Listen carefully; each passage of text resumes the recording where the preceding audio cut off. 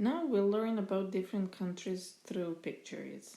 So take a look at these 4 photos. In the first photo, we'll describe the genitive case.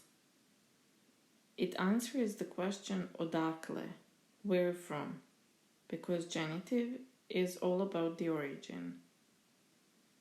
Odakle je žena? Žena je iz Amerike. Koje boje vidite na fotografiji?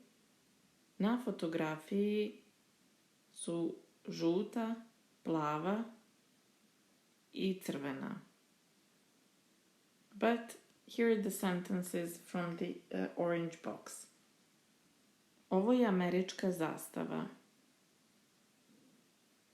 Zastava means a flag. Ona je plave, crvene i bele boje. When we speak about colors, if we add the word boja in the sentence actually switches to the genitive case because we literally say that something is of a specific color. So plave, crvene i bele boje, that's the genitive case.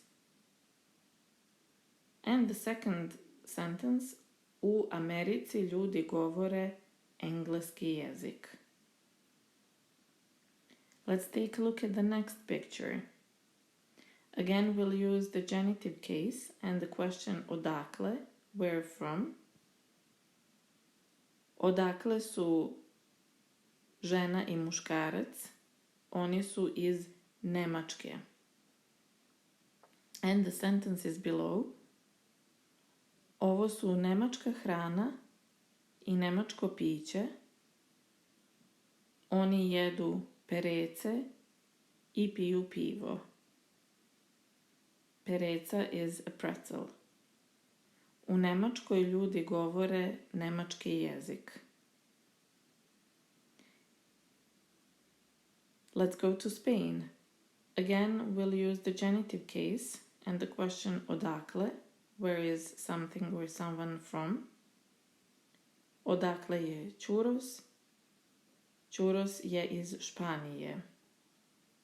We can also use the genitive case to describe what is something made of. In that case, we use the preposition od, meaning from, plus we use the material in the genitive case.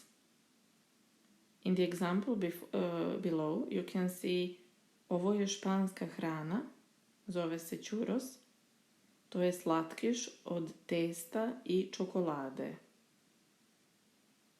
Literally, it means that's dessert made of dough and chocolate.